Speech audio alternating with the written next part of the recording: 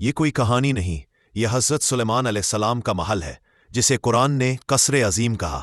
ایسا محل جو ہوا پر چلتا، جنات جس کے غلام تھے، اور دریا کے پانی پر کھڑا تھا۔ لیکن سوال یہ ہے، یہ محل اب کہاں ہے؟ کیا وہ آج بھی زمین پر کہیں موجود ہے، یا اللہ نے اسے چھپا دیا؟ روایات کہتی ہے حضرت سلیمان علیہ السلام کا محل شیشے کا بنا ہوا تھا، جس کے نیچے پانی بہتا تھا اور تخت ہوا میں تیرتا تھا۔ جب بلقیس آئی تو اس نے زمین کو پانی سمجھ کر اپنا دامن اٹھا لیا تھا، کیونکہ وہ محل اتنا شفاف تھا کہ دھوکہ دے جائے۔ مگر اصل راز اس محل میں چھپے تھے۔ وہ محل عام پتھروں سے نہیں، جنات کے ہاتھوں تیار ہوا تھا، ایسی انجینئرنگ جو آج کے سائنسدان بھی سمجھ نہیں سکتے۔ یہ وہ محل تھا جس کے ایک کمرے میں بند تھی وہ کتاب، جس میں جنات کی مکمل فرمان برداری کا راز چھپا تھا۔ مگر یہ کتاب بھی ہر کسی کو نظر نہیں آتی تھی، کیونکہ اسے صرف وہی دیکھ سکتا تھا جسے اللہ نے چنا ہو۔ تبھی تو سوال اٹھتا ہے، کیا وہ محل آج بھی کہیں چھپا ہوا ہے؟ کیا کوئی آج بھی اسے ڈھونڈنے کی کوشش کر رہا ہے؟ وہ محل صرف ایک رہائش نہیں تھا، بلکہ ایک مکمل دنیا تھی، جہاں ہر چیز کا کنٹرول سلیمان علیہ السلام کے پاس تھا۔ جنات، ہوا، جانور، یہاں تک کہ پرندے بھی ان کے حکم کے تابع تھے۔ ایسا اختیار جو کسی نبی کو پہلے نہیں دیا گیا تھا۔ لیکن سوال ہے، یہ طاقت کہاں سے آئی؟ وہ کون سا علم تھا جو جنات کو جھکنے پر مجبور کر دیتا تھا؟ یہ علم صرف اسما کا نہیں تھا، یہ وہی علم تھا جو حضرت آدم کو سکھایا گیا تھا، مگر سلیمان علیہ السلام کو اس کا عروج ملا تھا۔ ایک دن سلیمان علیہ السلام کے محل کے اندر ایک راز کھلا۔ ایک جن نے چوری سے اس کتاب کو چھونا چاہا، لیکن اس کے ہاتھ جل گئے اور وہ اندھا ہو گیا۔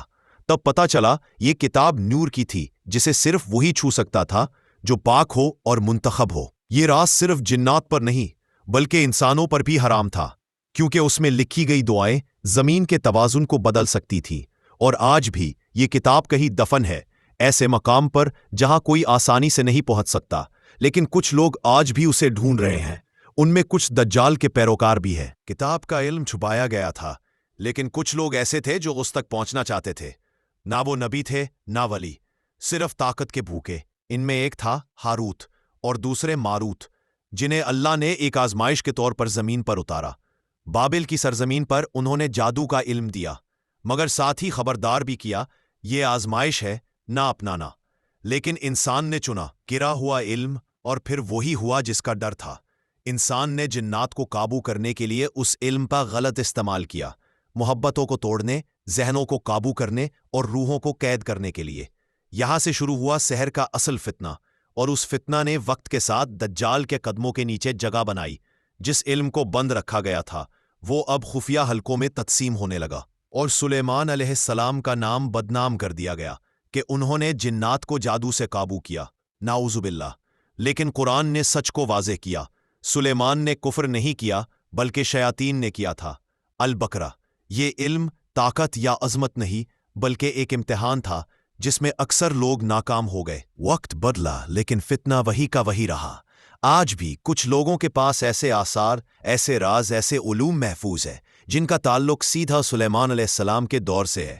ایسے سکرولز، ایسے سمبلز، ایسے تعویذات جو صرف انہی کو دکھائے جاتے ہیں جو دجال کے نظام میں کام کرتے ہیں۔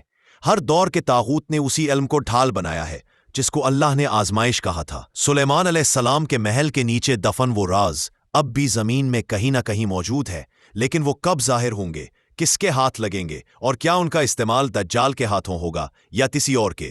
قرآن خاموش نہیں، اشارے دیتا ہے۔ علم والوں کے لیے نشانیاں ہیں۔ اصل طاقت نہ جن میں ہے، نہ عملیات میں۔ اصل طاقت اس رب کی ہے جس نے سب کچھ پیدا کیا اور جس کا کلام جھوٹ کو جلا دیتا ہے۔